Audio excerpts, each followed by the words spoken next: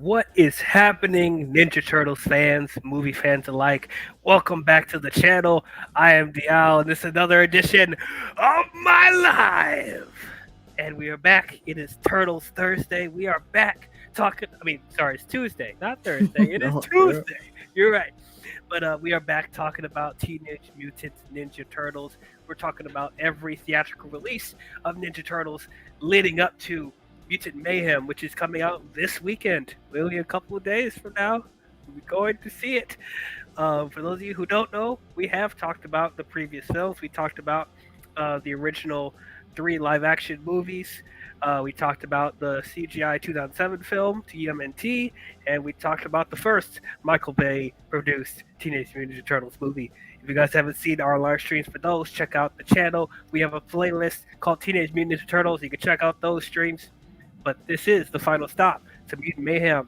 Today we're going to be talking about the sequel to Michael Bay's produced Teenage Mutant Ninja Turtles, Out of the Shadows. And joining with me today, I have fellow YouTuber Bigby. How's it going? Always glad to be here. Definitely glad to be here on our final stop. And yeah, looking forward to Mutant Mayhem as well. I think it actually comes out tomorrow, officially anyways. Oh, they got some early shows. Yeah, yep. Okay, all right. I'm jazzed. I don't know when I'm going to see it. I'm going to try and see it sometime this weekend, but I don't know if I'll be able to see it tomorrow. But, Same, yeah. But yeah, definitely excited for Mutant Mayhem. But anyway, let's not waste any more time. Let us talk about Teenage Mutant Ninja Turtles Out of the Shadows. And as always, we have to remind the viewers out there that this is a spoiler-filled discussion. This movie came out 6 years ago, or over 6 years, 7 years ago? Something like that, yeah. He's 7 years old. Oh, goodness gracious. But yeah, if you have not seen Teenage Mutant Ninja Turtles Out of the Shadows and you don't want to know anything about it, check it out on Paramount Plus. It is there. Go and watch it. So you have been warned. So, if you guys have checked out our review for the first Michael Bay produced Transformers movie, we were kind of split on it, to say the least. Really mixed response from us. I personally didn't think it was awful. I know a lot of people consider that version to be the worst Ninja Turtles incarnation, and I'm like, no, it's not. I don't think it's the worst one. There have been other stuff that I thought was a lot worse. There's definitely some creative choices that were made that I didn't agree with. And overall, I did feel like it was a really overproduced version of the Turtles. I wasn't digging the designs that much, but there was still a lot of good things about it. You know, they still got the essence of all four turtles and Splinter. The action was entertaining to watch. Um, but yeah, this like didn't think it was completely awful. But apparently, the first one did make decent money at the box office, so there is a fan base for it. So much so that they were going to make a sequel to this, and I was cautiously optimistic about a sequel. I guess um, after walking out of this, I'm thinking, after the clunkiness they had to do with the first movie, because the first movie they were almost about to turn the turtles into aliens, as we already know, and they tried to crowbar as much reshoots as possible to make it more true to the source material, and Mm-hmm. half of it worked and half of it didn't. So maybe this time around, since they know what they want to be now, they know what we want to see out of turtles now. They'll have more time to work out the kinks and make it feel a little bit more natural the second time around. And I was hoping, because I've been asking for this for years, that we'll actually get to see stuff from Ninja Turtles that we haven't gotten to see in the movies yet, and that is Bebop, Rocksteady, Baxter Stockman, and Krang. I've been asking for them to be in a movie for years now. So I pray to God that this time they will actually listen to the fans and actually give it to us in this sequel. And apparently that's exactly what they did. They listened to the fans and they put everything in this sequel. We're getting Bebop, we're getting Rocksteady, we're getting Baxter Stockman, we're getting Krang. All four of them are going to be in this sequel, and you know what? It got me excited, man. It really did. When I saw the trailers for this film, I remember the first trailer they released. I was just freaking out because the first trailer they showed that it was just Bob and Rocksteady, and that alone, I was like, okay, I got to see this. I got to see this. They're finally giving us what we want. Yes, none of this Tokad Wazar crap. We're actually getting these two, and they looked really cool. They were super massive in size, but I thought it fit for them. I thought they looked imposing and intimidating, and the CGI looked pretty good. And then the Super Bowl trailer for this movie, man, when they showed the first reveal of Krang, when Mikey was on top of the what looked like the Technodrome, and then Mikey was tapping on top of tapping on the robot that Krang is usually in. He knocks on the glass, and then you see just Krang just pop up like that, and I'm just like, yes. Yes, yes, we're getting it. Oh my god, this looks like everything that I want to see. Oh my god, I can't believe they actually did it, man. Look, I know we had a rocky start with the first film. I get it, but like from what I'm seeing here, this possibly could be one of the best Ninja Turtles movies they ever made. You know, and I didn't see like as much of the Michael Bay tropes as I did with the first movie. It seemed like they toned it down a little bit. They did some tweaking on the Ninja Turtles designs, which I liked. Oh, and also Casey Jones is in here. Finally, we're getting Mm-hmm. Casey Jones in the movie. I was kind of split on having Stephen Amell play Casey Jones because I'm not the biggest fan of Stephen Amell. I didn't like him as Arrow in the Arrowverse, so I'm just like, I don't know, but hopefully he'll be okay. But yeah, everything in this movie looked like it was going to be a great time. I was excited to see this. You know what? I was excited enough that I actually went and saw this opening weekend. And first time I watched this movie, I was like, okay, yeah, that was all right. That was fun, right? It was a lot of stuff happening, but yeah, I think that was good. I think I liked it a little bit more than the first movie, right? Like it gave us what we wanted, right? It gave us everything. It's all the fan service, all the other stuff. And look, it's great, right? Um, Go put this little caveat there. This is the first time I'm watching this movie again since seeing it in theaters, getting ready for this review. I didn't see this movie since I saw it in theaters. Because I'll be honest, after I saw it the first time, I forgot about it. Literally a month later, I wasn't thinking about it. I was like, it's so strange to me because, as I said, like they put in everything that I wanted to see.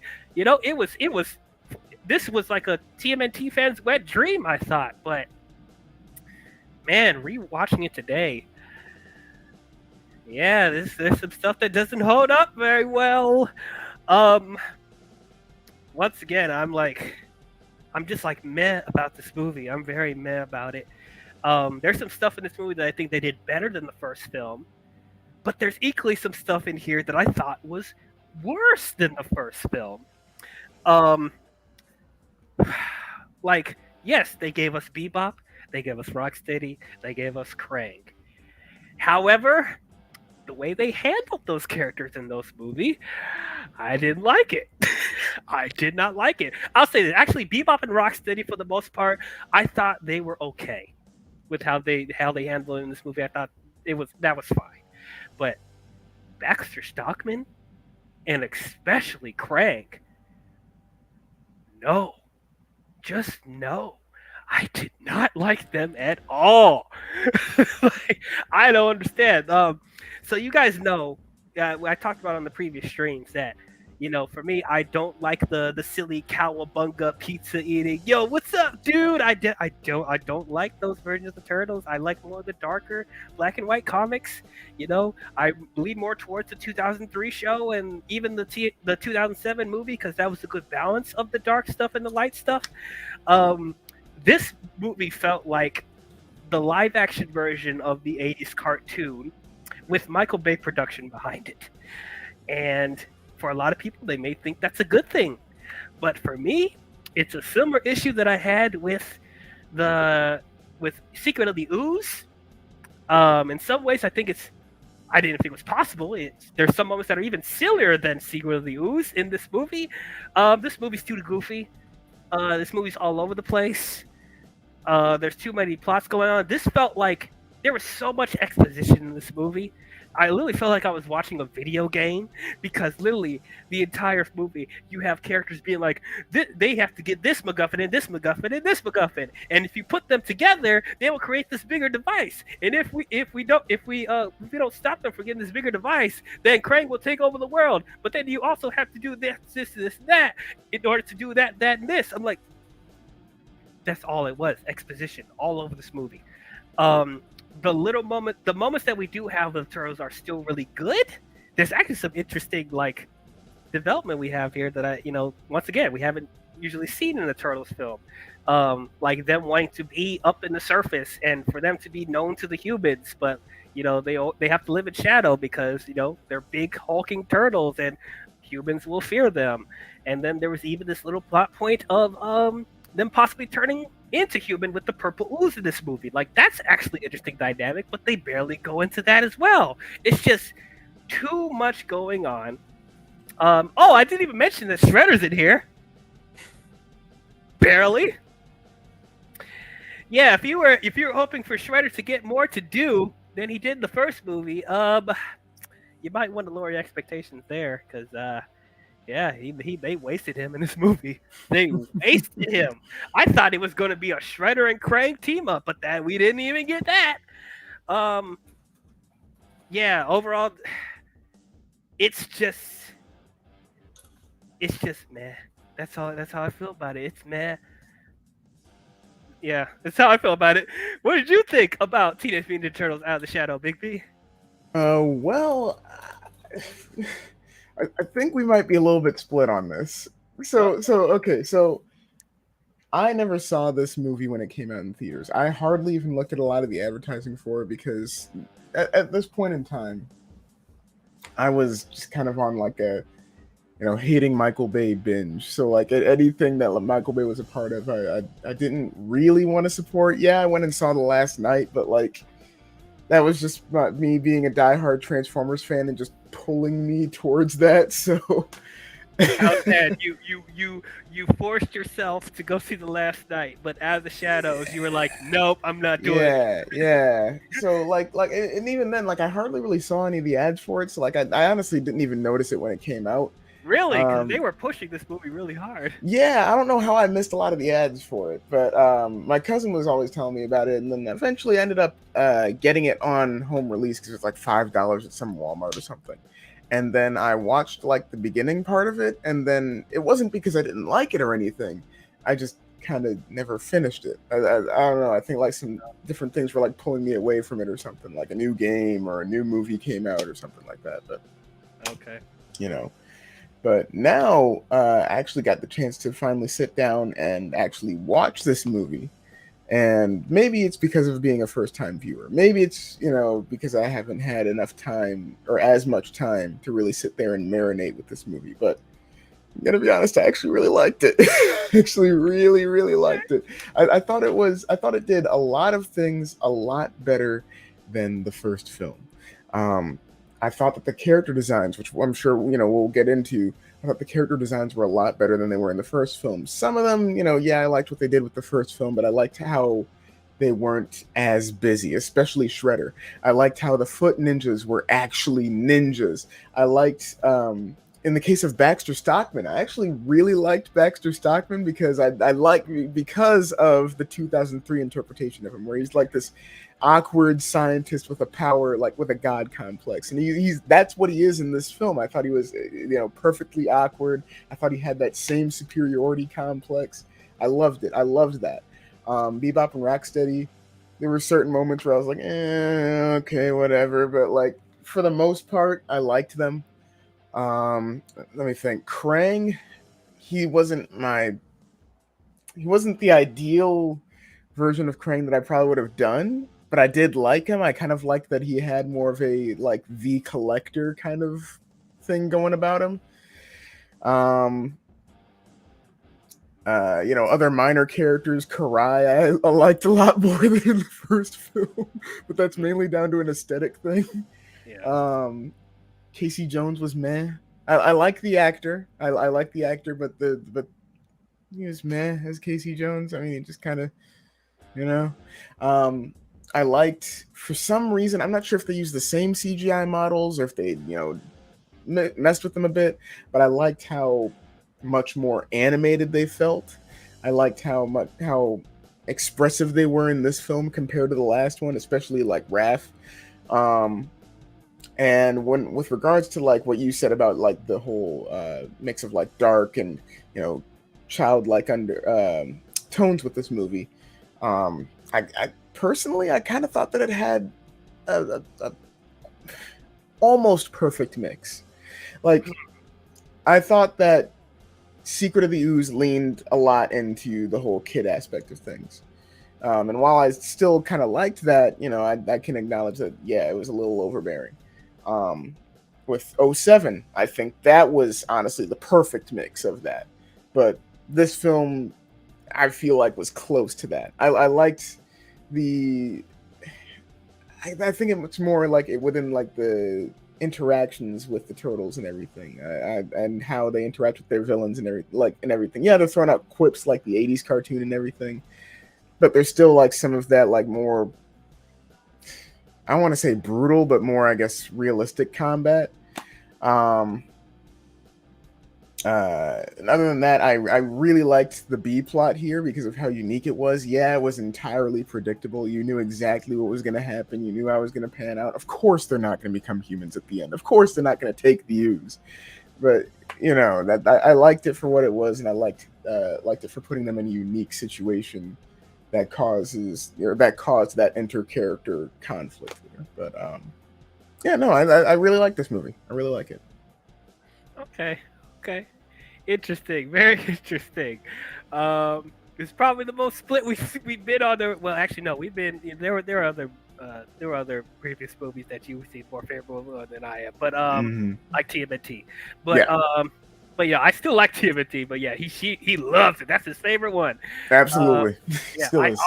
yeah, I honestly didn't think you would be this positive on this movie. I'm going to be honest with you. I didn't think I was going to be this positive going into it either. Like I was looking at Rotten Tomatoes, seeing that overall it seemed like people kind of hate this movie.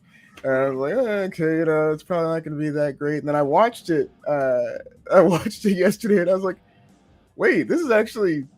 I'm actually enjoying myself watching this. Yeah, yeah.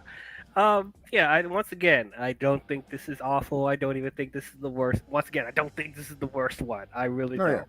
don't. But yeah, I just yeah, as I said, I just feel like I'm on a similar level that I was with the first movie. It's just far as like, as I said, as stuff gets better in this movie, there's other stuff that just gets worse for me in this. We'll talk about this. We'll talk about it in a minute. But like, I'll stick with the positives first before I get to my gripes. Um, so I agree with you 100%. The designs of the turtles look so much better in this movie. In the first film, I was saying that they looked hideous. They looked too hulking and big. There was too much stuff going on with the stuff that they were wearing. They are still a little too big for me. But however, I do feel like they streamed down their designs a lot more. They made their faces a lot more appealing to look at. Yeah, Um, especially Michelangelo and Donatello. Jeez. Oh yeah, they fixed them up a lot, and I was like, oh, thank God! Like they don't look nightmare fuel. Thank goodness. But yeah, I definitely think their versions like fit a lot better in this film. They didn't make them as huge as they were in the first movie because of course we know with the original when they were aliens, I guess they wanted to make them hulking aliens, whatever. So they still translate that tiny bit more, but they just made them a little more smaller. So I appreciate that. I like the to look forward to their designs. I like the shoulder pads they have on there now. I like the little jacket that Michelangelo has tied to his waist and stuff like that. Um, Yeah. Even the little gadgets and gizmos that Donatello has, they stream that down a lot more. He still has the glasses, but it's whatever. It's fine. Yeah, their designs look a lot more, I guess, practical. Like it's Yeah, less like just bling bling and, these are accessories for the sake of being accessories, dude. And it's more, it feels less Michael Bay-ish, I guess is what I'm trying to say. yeah, absolutely. I definitely appreciate that. Oh, we didn't even say the director for this movie, Jonathan Leesman, didn't come back to direct this. They have Dave Green, and the best thing he's known for is Earth to Echo, which I thought was a cute movie. Hmm. Um, Once again, it's kind of odd that they got him to do a Teenage Mutant Ninja Turtles movie, but he was a solid choice overall. What I appreciate with his directing style, as I said, like like in the first movie, they were just bombarding us with Michael Bay's style, just the way it looked, the lens flares, the chaotic action, the panning shots. Like there was never a still shot in the first movie. In this film, there's still a tiny bit of that Michael Bay aesthetic, but it's toned down a whole lot. I don't feel like stuff is just chaotic for the sense of being chaotic. There are actually more Yeah. still shots. There's actually more, smooth camera shots, whatever. Like the action scenes, I was able to follow a little bit more. So, yeah, it wasn't oversaturated with color like the previous movie was. So, Yeah, they dialed back the amount of caffeine that they gave the cameraman for this film. So I like that. I like that. The camera was able to stay still for a couple shots. yeah, yeah, definitely appreciated that. Um, Master Splinter looks so much better. Oh my I god. was gonna say they gave him like his cool like 2003 brown robes and everything.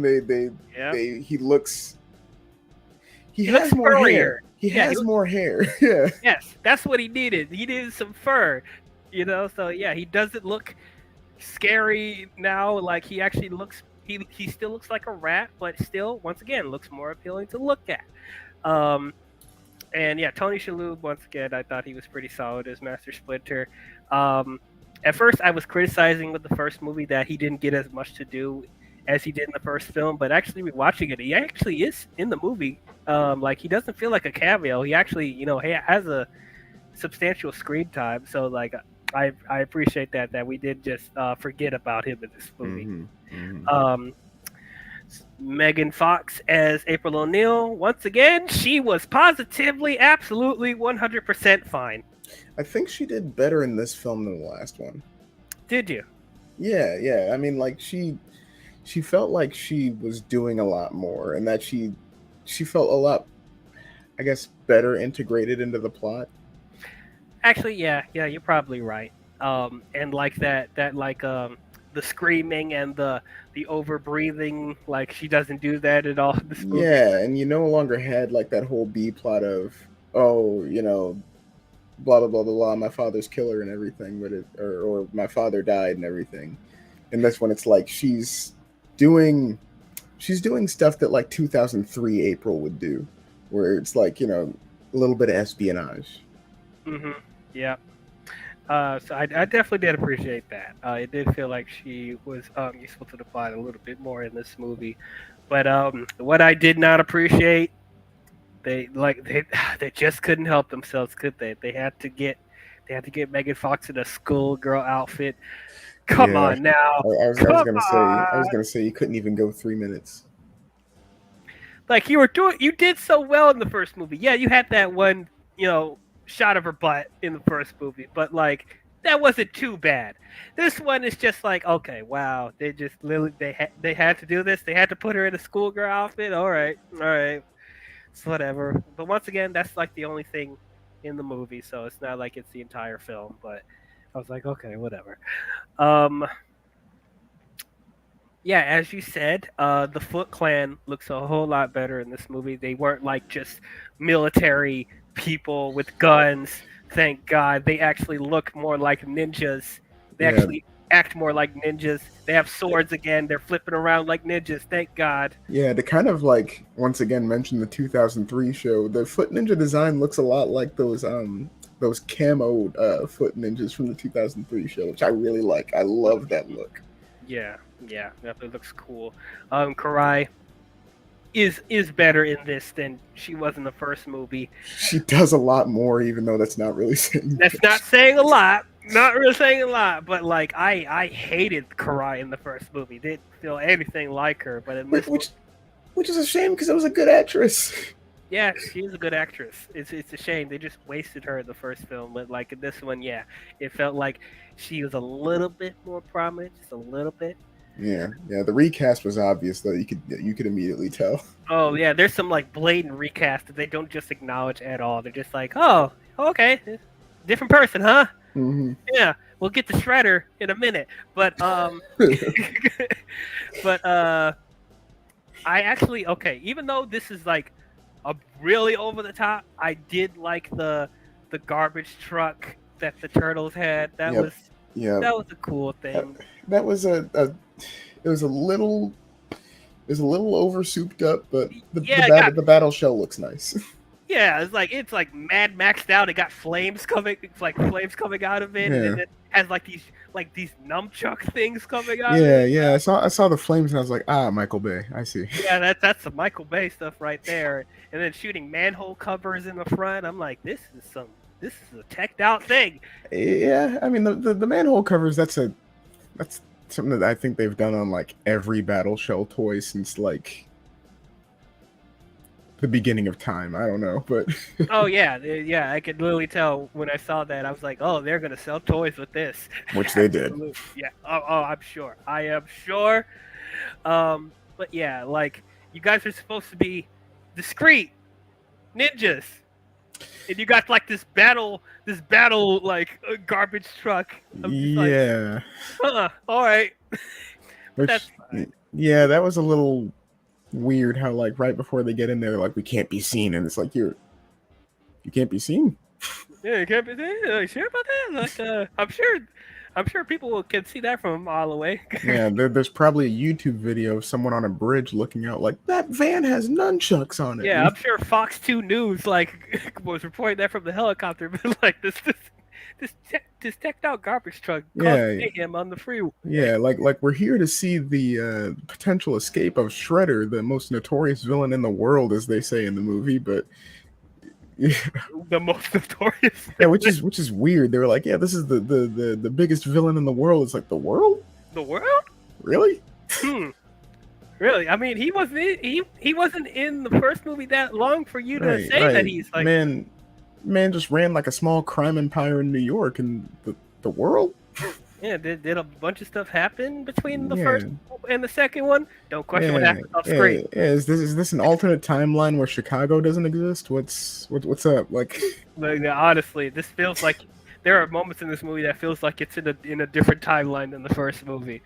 Um, but yeah, that and I do like Bebop and Rocksteady. I like them.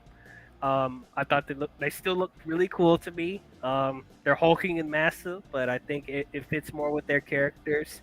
I thought the banter between the two, I thought it was a little childish at times, but Yeah. it fit with their characters. As I said, like Lily I felt like they came straight out of the cartoon. You know? Yeah, I was personally surprised that they decided to go full 80s with their outfits there. And I mean, like they acknowledge it at one point in the movie. You know, Mikey makes fun of them and it's like, Mohawk, huh? Bringing it back. Good for you. Look, good for Yeah, you. but like I'm surprised that they went into the deep end of the pool with their design. So I'm happy about it. I'm surprised though.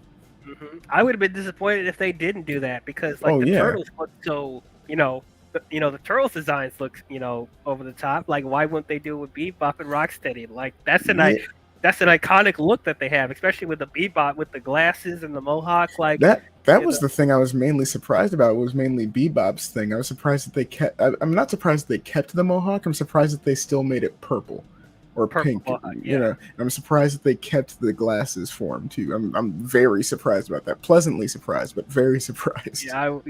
Yeah, to an extent.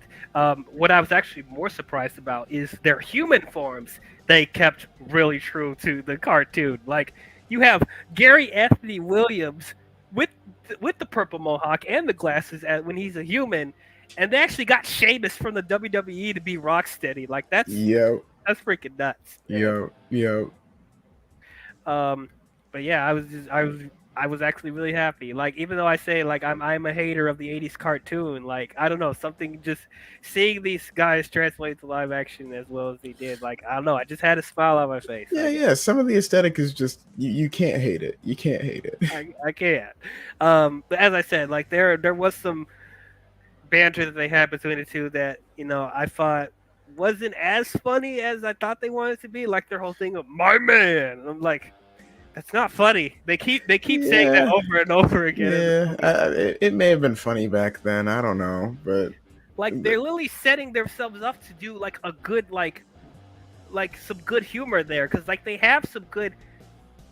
You can tell that they have good comedic timing, or like they time the slapstick pretty well with them, but then they yeah, just fall flat with their punchlines for some reason. It's just yeah. like, eh. Yeah, no, I completely agree. Like there were a few moments where they were on screen. It was like, okay, that got a little bit of a laugh out of me. Like when they're getting ready to go to the museum, and Shredder's like, "I'm bringing with me the next generation of super trained, soldiers or whatever," and then they just see Bebop and Rocksteady fooling around, and Shredder's just Whole looking thing at of spaghetti meatballs. yeah, and Shredder's just looking at Karaya like, I. Like I can't believe this. Yeah, which that was actually funny to me. hmm There was kind of a little bit of reminded me a little bit of like what Shredder had to deal with Toka and Rezar, and like also dealing with idiots there. Um, Hmm. but yeah, um, honestly, that's the extent of my positives. That really is the extent of my positives. Um, I'll add a yeah, go ahead. positive. Yeah, go ahead. Keep So, going. my positive, which is also kind of a negative, the hmm Shredder design. I really like what they did for the costume there. How they simplified it. I hate that we only see him in his helmet for like 2 minutes, and we only really see him pull the blades out like twice. He was very underused. He suffered from Michael Bay Megatron syndrome. Backseat villain. But Yeah, like he already felt like a secondary villain in the first movie, even more so in this film. Um, okay, so I have a love-hate relationship with his design. Like, yeah, I do appreciate that it's a more simplified costume. mhm. However, he looks small compared to the turtles. I mean he does, but it's like you know, the only thing that they could really do to fix that is make the turtles smaller, but then you'd have people pointing out the inconsistency between the movies there in terms of their size. True, but like, why couldn't they get an actor that's like tall? Why didn't they keep the actor from the first movie? I don't know. I mean, even though I really like that actor, Brian T, I do like Brian him, T. but like, he felt like a completely different Shredder. Like when he's standing, Oh, he was standing in front of Baxter. Like Baxter is taller than him. It's just like, Yeah, I mean, yeah. Tyler Perry's a tall guy, but like, but yeah, it just felt kind of strange that this Shredder like didn't have that like physical stature that he usually does. Yeah, no, I mean, I'll agree. It's very weird that they recast him. What I don't know. Maybe that was because there might have been some stuff behind the scenes with that. I don't know, but and it's a blatant recast too. Like you say, Blatant. like because in the last movie he was bald. You could tell that from the shadows. You could tell that he was bald and had no facial hair, and Yep. maybe he was scarred, but like with chiseled jawline. And this one, it's like full head of hair. He's got a full beard and mustache and everything. He's a little smaller. Jawline isn't as chiseled or whatever. He has minor scars. Yeah, minor scars, minor scars. And I also didn't like that his voice seemed to change too, because I mean, that's literally Brian T. Like, oh yeah, because the whole movie he's sitting there going, I need to get this thing. It's like that doesn't sound like your natural speaking voice. no, it That doesn't. doesn't sound like that at all. I don't believe for a minute that an actual human speaks like that. Which, speaking on Shredder, I like how he's the most notorious, supposedly the most notorious criminal in the world. Yet this man spends most of the movie without a helmet on. This man probably has, if he's really the most notorious criminal, has the most recognizable face. He walks into he just walks into this museum, and like no one who's doing like surveillance or anything. And maybe they disabled the cameras. I don't know, but either way, this man's going to a bunch of different places, getting on planes, doing whatever. No one recognizes the guy. Well, that's the thing. Shredder's already a public figure. So people already know who he is. So I'm guessing there's not really a reason for him to wear the mask because like New York knows who he is. They said he's the most Right. notorious villain of all time. So Right. And I mean, like, I like that he's active in this movie. I like that he gets to do a lot, or at least do a good amount of stuff. Hmm. But I also feel like it doesn't really make too much sense when you've got, if you're the most notorious villain in the world, right? You've got the entirety of the NYPD hunting for you. You've probably got the other police, establishments of the world hunting for you, and you're still just walking around doing stuff yourself. Like I don't know. I like the second that they established in that movie that he's supposedly the most notorious villain in the world. I expected him to be more of like a kingpin kind of thing, where he makes other people do all of his work for him while still remaining as an active villain. But you know, yeah. But yeah, I'm with you. I do wish that he did wear the helmet a little bit more, yeah, because that's his signature, right? Um, right. Without it, he doesn't feel like the Shredder. Like, and they don't even call him like a Rokusaki or they anything. It's still just don't call Shredder. him Rokusaki. Like, what is up with that, Yeah, we man? don't know if this man even is a Rokusaki. He's just Shredder. Like, so, Yeah, like no. And once again, I don't think Yoshi exists in this universe. mm, So it's like no backstory with that either. Well, I don't think which there would be because once again they were in the lab and yeah, April raised them as pets. So like yeah, there is no Yoshi that whatever. yeah, and I will say I kind of wish that we would have had a Hamato Yoshi in this time or in this continuity, because the B plot between the turtles would have been a lot more impactful. Because you would have had Hamato Yoshi, especially if they went with because these movies came out after the 2012 series was already rolling. If they would have gone with the plot of Hamato Yoshi being the father of Karai, and it's like, okay, now you've got that. So now it's like, okay, they have a way to turn back into humans. Now Hamato Yoshi has this internal conflict of, do I turn human and possibly take my new family with me to try to reclaim my old family from a Rokusaki? It could have been a much more it could have been a much more personal plot. But Yeah. Yep. But yeah, as I said, they waste him in this movie. Like yeah, we don't even get to see him fight. We don't yeah, get to see him fight. he's about to fight, and then he Oh yeah, gets he pulls out, cryogenically frozen. yeah, he pulls out the knives, but then yeah, he gets cryogenically frozen instantly. I'm like, wow, what a f Yeah. you. Yeah, like I get it that Krang's supposed to be like a more imposing figure and everything, but like, well, when I first heard that Krang was in the movie, I was expecting him to be like he is in, well, I guess similar in terms of the dynamic between him and Shredder in the '80s cartoon. Like I expected it to be more like Shredder is the tough, imposing figure, and Krang, while he talks big, the second that Shredder is like, "I no, you don't get to talk to me like that," Krang's like, "Oh, you know what? No, no, no, you're right, you're right, you're right, Oh you're yeah, right." yeah. It seems like the exact opposite here. Mm-hmm. Like it seems like Shredder is Krang's bitch in this. Yeah, he opens up bullying him. He's like, "Oh, did I get tentacle mucus on you, little man? Oh, whatever." Oh my god, Like, man.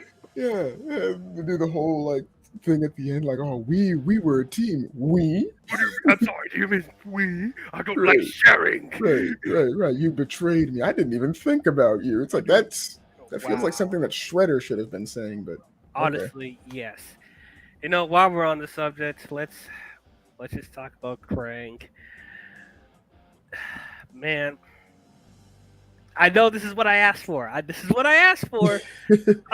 But I probably should careful what I wish for because like this was too much. This was too much. First of all, there's no build up to him whatsoever. Literally, Oh Shredder yeah. gets transported, and then he's instantly on the Technodrome, and there is Krang. Like what? Oh, Yeah, what? yeah. Okay. Well, on top of that, Krang immediately dives into like this is the plan. Like it's like not even like a hey, by the way, aliens exist. It's just Yeah, like like Shredder's not freaking out that there's like a yeah, big pink alien yeah. in a Like robot Shredder, thing. Shredder is confused, and based on the sounds he was making, he was clearly in pain from being teleported. Split apart molecule by molecule and then reassembled molecule by molecule, light Hmm. years away. But the second he lands, he's immediately picked on by this tentacle monster, and then he's like, "All right, now, anyways, here's the plan. We're gonna rule the world, and this is how." And it's like that. That was a little weird. Like, yeah, I'm interested. Sure, I'll help you. Wait, what?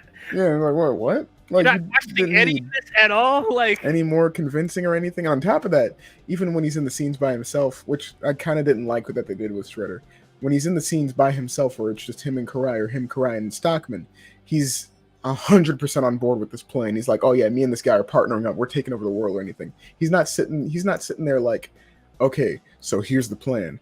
We're gonna help him do this, and then I'm gonna betray him at the end, and then we're gonna rule the world." no. Which would have been a Shredder thing to do. Even though But he betrays Baxter Stockman at the end. I know, but like him sitting there and planning from the get go, like I'm gonna betray this dude.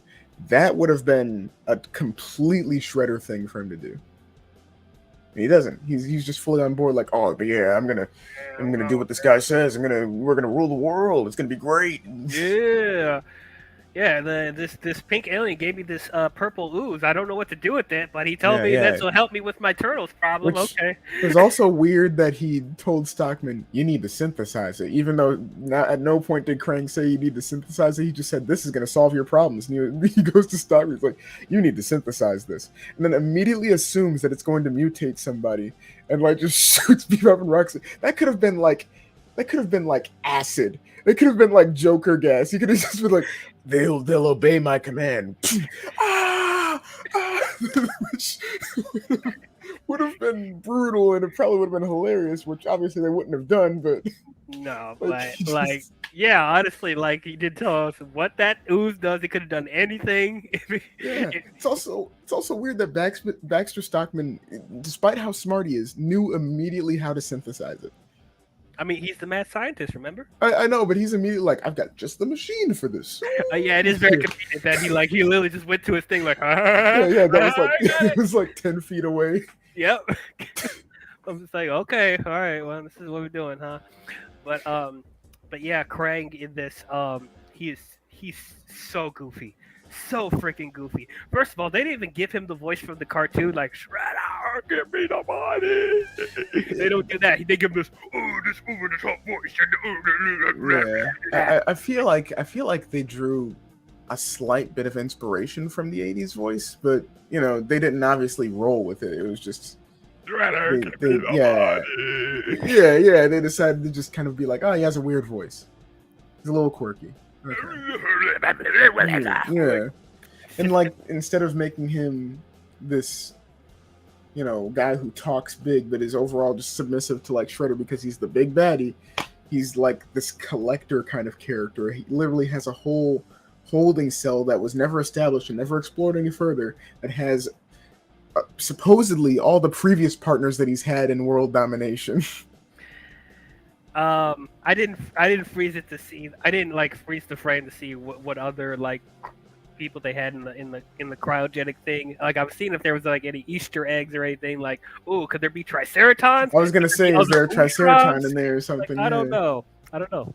I don't know Yeah. if that was something that they would have expanded on if they did a third movie. But Yeah. Or you know what? No, I think he was more closer to like a Brainiac type, actually, because he's like all about enslaving different races and everything and taking over and destroying worlds and all that. And, like he even talks about with the turtles, he's like, I'm looking forward to enslaving you. So it's like, okay, yes. It's like it's like the Collector and Brainiac all in one thing. Like, what's? I guess so. Why is he so dang big? You know, He can't even think fit in this robot. Like, why that, can't he? I think that was fully for the sake of that gag of like, push me in, you Push dumb me in, robot. I'm like, yeah, which like, can't you make a robot big enough to fit you in? Like, right. Also, yeah, no, he could have been smaller because I don't know. Like well, okay, he's supposed to look gross, and you expect him to look gross in live action, but like he looked a little too gross. And I think it was mainly because of the size and how everything just flops around.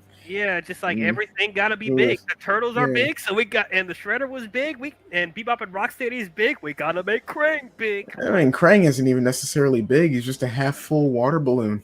Honestly, yeah. I don't know. I did think the robot that he was in, that was cool. That was a cool looking robot, yes. And like this one shot that he turns into like an electric cannon, like that was awesome. I'm gonna admit that was a cool moment right there. Though they misled me in the trailer because I remember in the Super Bowl trailer when we actually saw like the look of his robot, it actually had like more like a skin texture to it that was very similar to the 80s cartoon, but actually seeing it in the movie, he's more like has more incomplete parts on his head, which I'm like, why did they change that? They got it right the first time. Like, I don't know. That's a nitpick thing. Like yeah, a little design thing, yeah. Design thing. I don't know why they changed that. Like, you had it right the first time in the trailer. Like, you should have just kept it like that. But it's whatever. That you know what? I feel like that's just a thing with movies, and it's either going to be between ads where something's different or between movies, like Rise of the Beast. But that's yeah.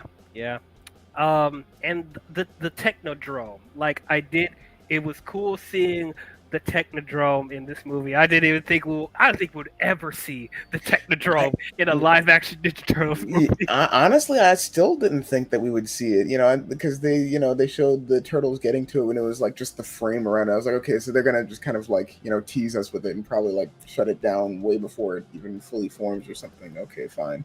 Yeah. But no, you actually get to see like the eye at the top and everything, and it's like, oh, okay. All right, that's cool.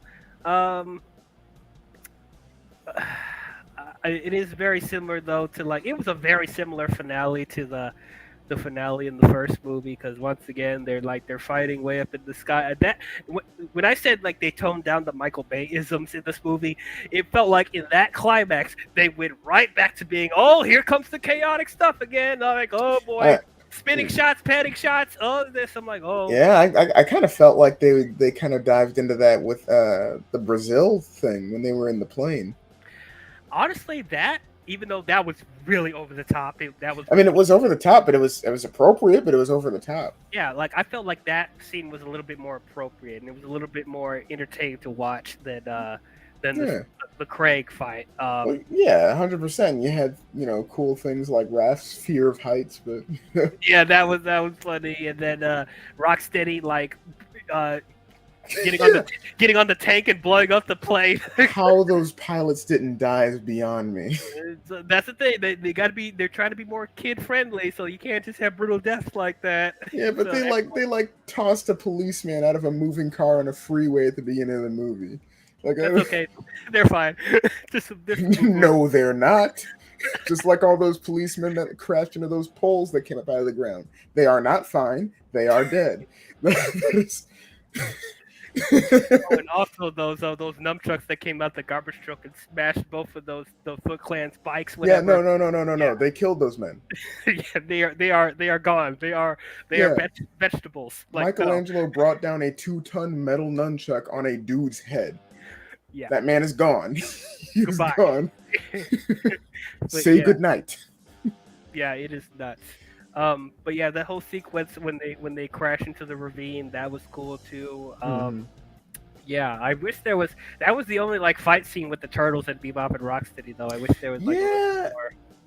I don't really like how the climax. I mean, which granted, yeah, you got to give the human characters something to do. I get it, like the Yeah, whole. they gave the final fight with Bebop and Rocksteady Yeah, to Casey. you got to follow the Transformers formula of give the humans a big bad to fight. That Lily reminded me of like in the first Michael Bay Transformers movie when Sam was running from barricade and tossing over practical cars. Like that's literally what So they did in here. so I will say, yeah, that reminded me of that. The first film reminded me of Dark of the Moon, where like you got the rich guy that's like, I'm gonna be king of the world and everything, and then while he's giving his big speech, he just gets like tackled, Yeah. just like in Dark of the Moon. Yep. Yep. Exactly like that. Um. Okay. So moving on. Baxter Stockman. Baxter Stock. What the heck? Man, like I said, I actually really liked him. I like that's like I really liked him. I liked his design. I liked how appropriately awkward he was. I liked his superiority complex. It reminded me a lot of 2003's Baxter Stockman, though not as dangerous as 2003's Baxter Stockman. That's But my problem with that yeah, because, like, yes, he had some over the top moments in the 2003 show, but he still had that sense of menace. Like he was intimidating. Like he was, yes, a psychotic guy. And I guess he's a different kind of psychotic here, but just like I, yeah. I took him seriously in the 2003 show. Like he I actually think felt yeah. like an intimidating presence. Like Yeah. No, I mean, in 2003 show, he felt intimidating and psychotic, and he was after money and power. This version of him just wants friends. dude, is this Max Shrek from Amazing Spider-Man 2? Like, is this Electro from Amazing Spider-Man 2? That's literally what it reminded me of, man. Yeah, It's I like, mean, I think it's well, yeah, no, I mean, I think part of the reason I really like him, not just because of the 2003 thing, but I did see like one ad for Out of the Shadows, and they showed Baxter Stockman, and something about the way that thing was shot, I was like, oh, they're gonna botch him, they're gonna botch him. really, So because I saw the marketing I saw the marketing when I first saw him. I was like, they actually they cut out a lot of his silly moments yeah, that from the movie, so they actually made him look like he was more serious than what he actually ended up being. So I was thinking, yeah. oh, you know what, Tyler Perry might be all right in this movie. I don't know what it was. Maybe it's because of previous Michael Bay tied projects or something, but like the way he was shot in those trailers, I was like, oh, they're gonna botch him. And like I said, in my opinion, I think they did really well with him. Not It is perfect, so but I think they did really well. It is so strange how we have opposite reactions to this. Like initial marketing, you were like, "Oh, they're not gonna get him right." And initial with me, I'm like, "Oh, he looks pretty. He looks pretty good." And then we actually see the movie. You didn't. You liked it, and then I don't like it. Yeah. So weird. But I don't know, man. Tyler Perry, like I would say, when he's not writing his own stuff, he can actually do a good performance. I actually see it. Yeah. He actually is a good actor. Oh But like, yeah, yeah. No, I'm not a big fan of Tyler Perry's material, but like him acting, I like. but something here, it was just like they just told him to be a goofy cartoon character. That was his direction. Like, I'm like, no, no, that's not what dude. Well, I don't know. Like I said, I like how awkward he was. that whole exchange with him and April when she's disguising herself as a fangirl, whatever, and just like, oh yeah, yeah, I'm like, Yeah. oh no, just no. See that's weird because I really liked that exchange. I was like, oh yeah, he's the awkward scientist. He doesn't know how to talk to girls or whatever. He thinks he's gonna score a date or something like that. Okay, cool, feel a little bad for him because he's just lonely, but you know. I mean, I guess, but if they don't even go into that enough, if they're talking about oh he's lonely or like he's antisocial, whatever, they could have done some like character development with him a little bit with that, but they don't even do that. Yeah, I mean it's all just implied in how he reacts with or interacts with everybody else. And once again, maybe that's something they could have expanded on more if they did a third movie. But like, I don't You know. know what? I'm honestly glad they didn't do a third movie. Oh really? Why?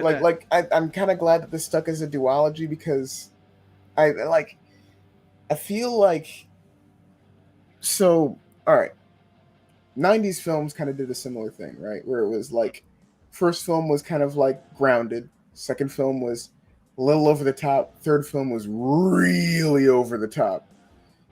This one, first plot, relatively grounded. You know, it was relatively like just in New York.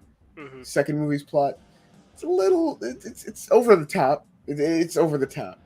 But third film, because of how Hollywood likes to make things bigger and bigger and bigger, it would have been really over the top. And like, granted, you could have done something cool like the Battle Nexus from 2003 or something like that, which would have been cool to see in live action.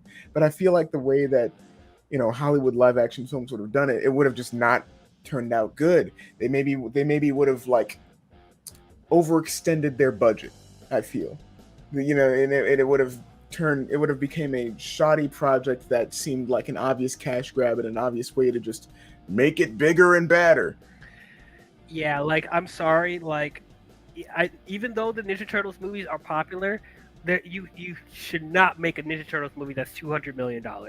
You shouldn't. I feel like it should follow. Personally, if I was in charge of like media with regards to Ninja Turtles, I would have it that, you know, everything that comes out follows like a similar structure in terms of like intensity and how over the top it is as like the 2003 show, where it's like, okay, because I think that was perfect how they did it, where it was like, okay, grounded, you have an over the top thing, grounded, over the top, grounded, over the top. Yeah.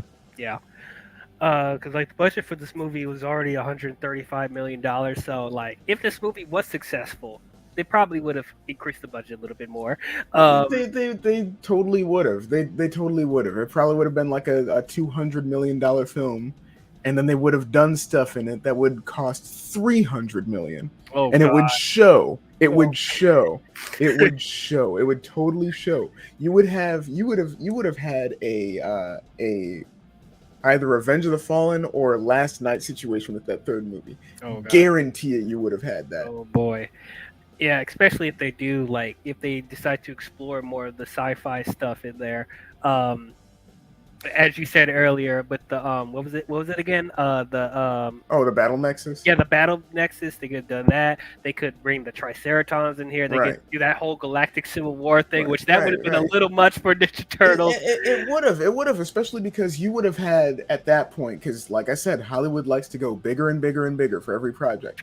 There's no way you could have had a practical set for any of that. That would have been just all CGI, and it would have shown. It would have shown. Oh yeah, the Ninja Turtles will be off Earth. That's what it would be. Right, the whole thing will be in space. Right. And I think that a lot of the actors that they have in these films, like Stephen Amell and Megan Fox and everything, I think that they act well when it's them in a physical environment with other people. I don't think that they, and granted, I haven't really seen enough of them in these situations, but I don't think that they would do well in a completely synthetic environment. You already see people lapsing in the MCU films with their sets being made completely on like a green screen. You already see some lapses. Ant-Man and the Wasp: Quantumania. Yes, exactly. You already see some lapses in their acting there because they're not talking to actual people. They're not in an actual set. They're in a 5x10 room with a green screen talking to a tennis ball, pretending that it's Kang the Conqueror. All right, that's not.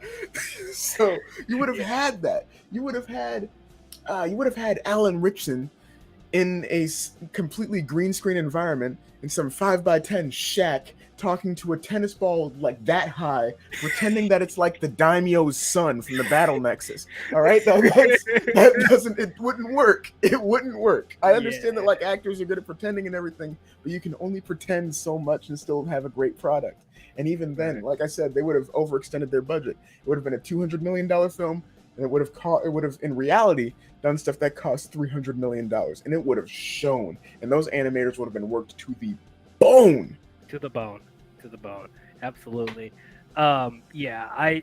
Yeah, I don't think the Ninja Turtles are ready to do something like that crazy yet. Not in live Um, action, anyways. Not in live action. Maybe in this animated form. We'll see where the direction goes for Mutant Mayhem, but like I could see that more plausible with those, maybe. Yeah, yeah. No, if you do animation, like if they were to have Mutant Mayhem be the start of a Ninja Turtle cinematic universe, which I would be totally fine with, and like they, have that extend to stuff like the Battle Nexus or Triceratons or something. That's easier. That's a lot easier because that's you got voice actors and then it's animators that are in charge of everything. That's a lot easier. Voice actors are trained from the get go to not be on a set, to not be in front of other people and everything. Talk to maybe be in a studio talking to other people, but they're trained to sit there, read the script, and be the character in that moment. Yeah, absolutely. Even though what I would at least want to see in the third movie, if they did want to go more into the space stuff, I would like to see Leatherhead in a Ninja Turtles movie, which You we're about to know, get in Mayhem. But yes, I'm honestly surprised that we didn't get a Leatherhead in this movie. there was already a lot of characters in here. I know, but like I feel like he would have fit as like a failed experiment for Shredder to create a henchman. Yeah, Like you could have had, basically an insert scientist character like the guy from Secret of the Ooze.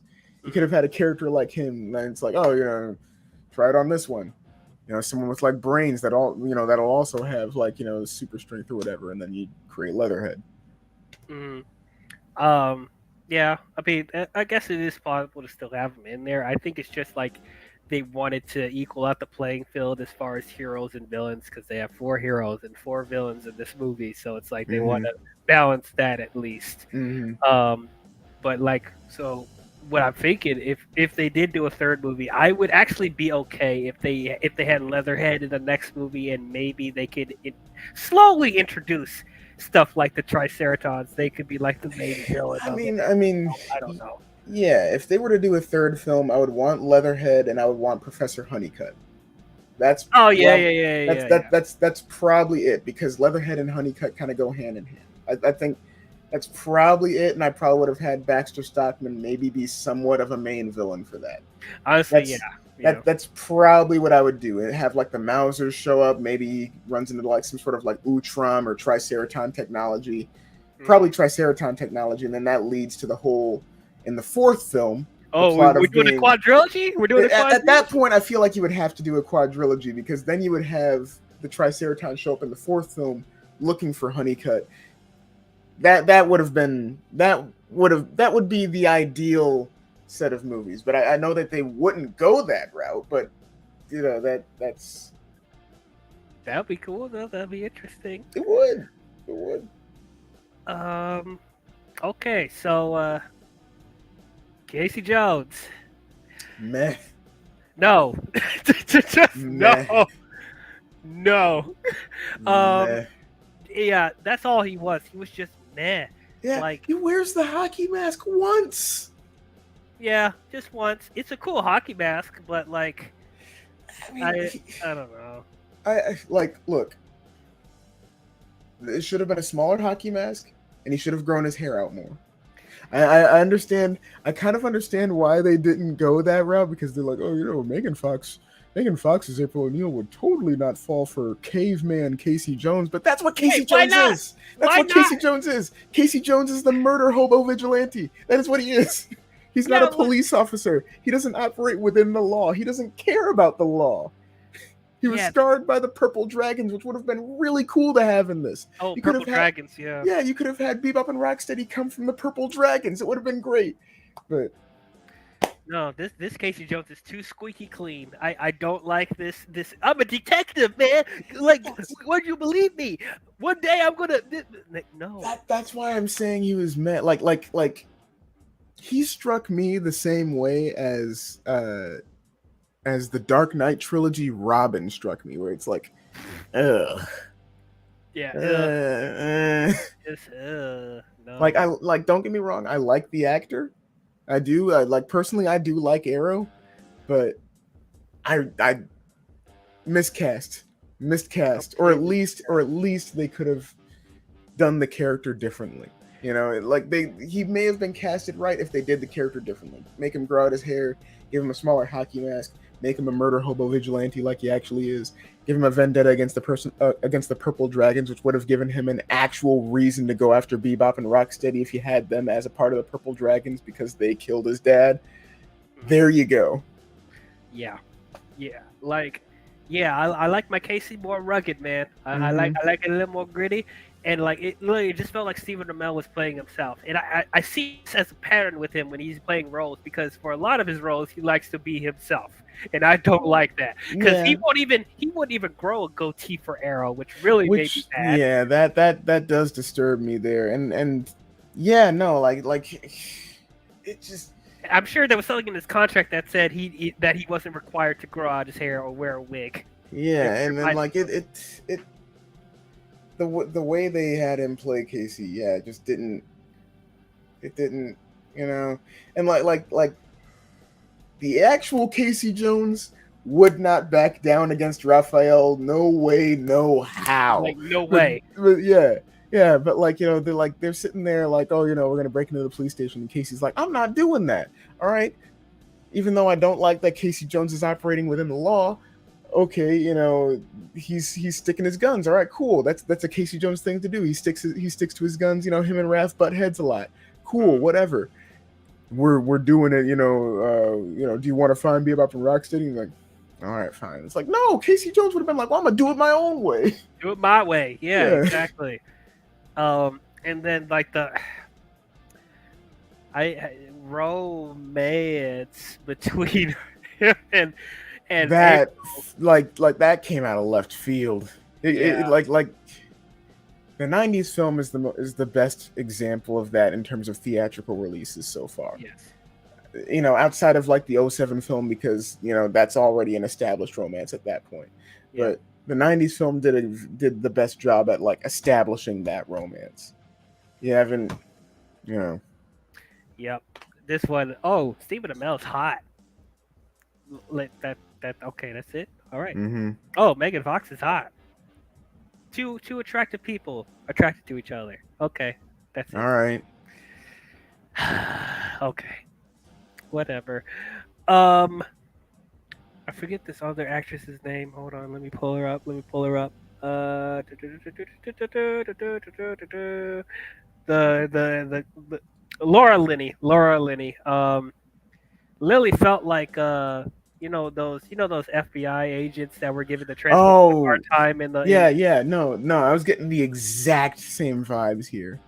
like Lily is she's doing the exact same thing as those previous agents in the Transformers movies. I was sitting there like having flashbacks to Revenge of the Fallen. I was like, can someone just toss her out of a helicopter, please? Yeah, Just please. like in Revenge of the Fallen, just Like, man, um, yeah, I don't know, man. It's just, not much to say about her. She's just giving Casey a hard time, because Casey's trying to tell everyone, oh, there's walking, talking turtles, and they have this Mad Max garbage truck, and yeah, you're doing a good job convincing people about what's going on. But like, yeah, yeah. Yeah, which like that's also like I get it. Like in a lot of the movies that are set in New York with stuff like this happening, it's like okay, you have that cop that's like, yeah, there was this crazy thing that happened. It was blah blah blah blah, but it's like you're really gonna it's like how April was like, yeah, there were these in the last film like there were these four giant turtles and everything, and it was like. Yeah, and you're approaching with no evidence. Makes no sense why you would yeah. do that as a grown person, but It's like I know what I saw. Just believe me. no. So yeah, it's that typical stuff there, but yeah, it's whatever. Um, would you have want? So I think you already talked about this earlier. Probably forgot. Did you want to see a scene with them turning the turtles turning human? So I personally, just because of how this movie was kind of going, I kind of wish there was like a. It would have been interesting. Not saying that I want this, but it would have been interesting to have a scene of like the turtles kind of taking a small dose of that ooze just to see what it's like being human, and then like having like their little moment in the sun or something.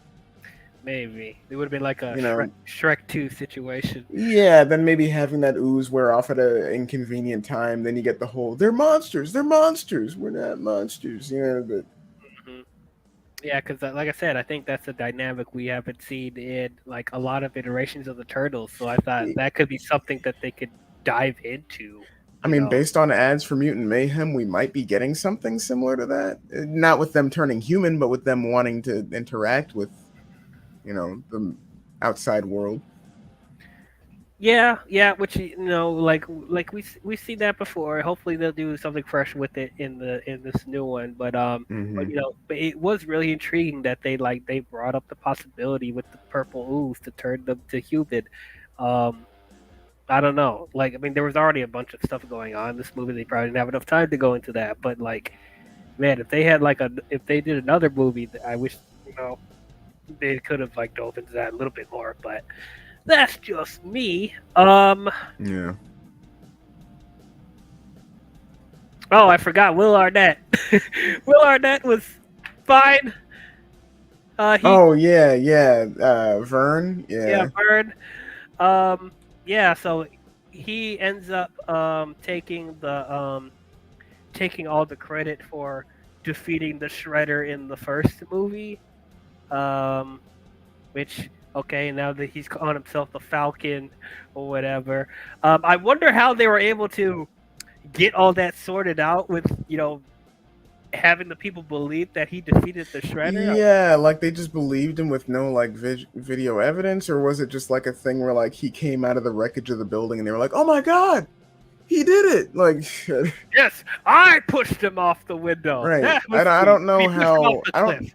I don't know how a single person sees the metal suit that Shredder was in, sees this wounded cameraman, the scrawny wounded cameraman, and then is just like, "Yeah, he could have beat him." I don't know. There's no universe. Well, of course he had help from a couple of friends, lightning and thunder. Yeah, yeah. Except like there were no muscles. None, none. Man. But yeah, it's like he's pretty much just the same as he was in the first movie. Yeah, just comic relief. Comic relief. Um, but yeah, I think we covered everything. Anything else you want to mention before we start closing it out? I think we could. Not really. I mean, like I said, I like this film. I really liked it. It's not remarkable by any means, but I really liked it. Yeah.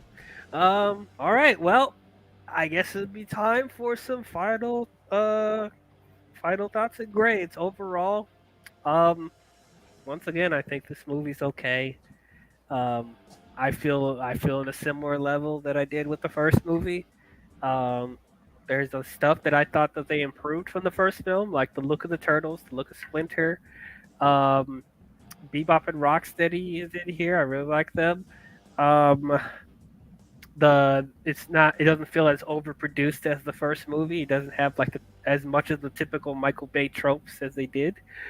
Um, and a lot more fan service in here than it was in the first movie. But yeah, I just felt like there was just too much going on with the plot. They just throwing stuff at you without properly explaining it or thoroughly building it up. I thought Krang was bad, like laughably bad. There's some cool moments with him, but like his characterization I just thought was too silly. They wasted Shredder. Um, I like the actor, but like, there's no explanation of why he looks completely different than he does in the first movie. And yeah, he doesn't get as much to do. Mm-hmm. Um, Casey Jones, I thought completely miscast. Stephen Amell just not really doing it for me. And like, there's some interesting dynamics with the turtles, but I didn't think they gave enough time to it because they had to deal with the stuff with Bebop, Rocksteady, Craig, and all that stuff. So it's like, it literally just felt like I was watching a video game with them just going after going after one MacGuffin after the next. Um, and Tyler Perry as Baxter Stockman, just too much, just way too much. Like, I just want him to be a little bit more sinister. He could be over the top, but I just didn't like. Once again, I didn't like how goofy he was. It's just too much. I felt like this was leaning a little more towards the Saturday morning cartoon, the '80s cartoon that I would like. Um, but it's a fun time if you're a diehard Turtles fan. I could see you having a little bit of fun with this. There's plenty of fan service to enjoy from this movie. Um, but yeah, so I mean, I'm probably gonna end up giving it the same grade as the first movie. I'm gonna give it a C, average at best. I don't think this is the worst incarnation of Ninja Turtles still, but yeah, it still left some stuff to be desired overall. All right, go ahead, Big B. Yeah, I mean, yeah, I was pleasantly surprised by this film. I really liked it. I really liked the takes that it had on most of the characters that made their initial appearance in this film. You know, barring Casey Jones, but I no, I mean, I liked it. I liked the B plot that they had with the turtles, with the whole possibly becoming human, even though you knew exactly how it was going to go. I liked how they simplified character designs, especially the turtles and Shredder. I liked how Splinter looked a lot more in this one. Yeah. I liked that the human characters, even though their final fight was kind of like eh. I liked that they felt better integrated into the plot here. Like it felt like they had more of a purpose and everything, especially April. Um, and I mean, overall, I just really liked it. I liked, what else did I like? I like how expressive and how improved the CGI models for the turtles looked. Um, I liked that you got to see a lot more of a brotherly dynamic with the characters, or a lot more of like sibling feuding and sibling rivalry there. I liked that. Um, yeah, I mean, overall, it was a very fun watch, and I can definitely see myself going back and watching this one. I could see myself actually going back and watching this one a lot more than the previous one. So I'm actually going to go ahead and give it a B minus. Okay. Yeah, it was good. Yeah, I liked it. I really liked it. All right. Well, that is our thoughts on Teenage Mutant Ninja Turtles Out of the Shadows. Tell us, what did you guys think about it? Did you guys love it? Did you guys hate it? Did you guys think it was okay? How does it compare to the other versions of Ninja Turtles? Comment your thoughts down below and let us know. Well, we made it through all the Ninja Turtles movies, so now it is time for us to wait until Teenage Mutant Ninja Turtles Mutant Mayhem comes out this weekend. We will give you our spoiler thoughts when it comes out, so tune in for that. If you guys enjoyed this stream, please don't forget to leave a thumbs up and subscribe to the channel. We're on the road to 500 subscribers. We're almost there. Help me out. I'm like around 30 subscribers left, maybe less than that. So it's like, yeah, if you haven't subscribed already, you watch more than 3 of my videos and you're not subscribed, we got problems. Please subscribe to the channel and also hit the bell if you want to be notified on future videos I'll be doing. Go ahead and plug your stuff, Big B. Well, yeah, as always, you can find me at Red, White, and Blue Streak on YouTube. I do a bunch of different comedy-themed figure reviews. I just uploaded my War for Cybertron Barricade review, which had some very strong thoughts on that figure. Strong. It spoilers. It is my lowest rated figure on the channel. Oh, But Lord. Yeah, no, feel free to come on by. Next up, we're doing some SH figure art stuff, and I'm currently sitting at 61 subscribers on the way to 100. So feel free to drop on by. Yes, please help this man get to 100 subscribers. Almost there. He has some really good content. Check out his stuff. But that's all we have for you Ninja Turtle fans, and we will see you guys next time. Talk to you guys later. Turtle Power!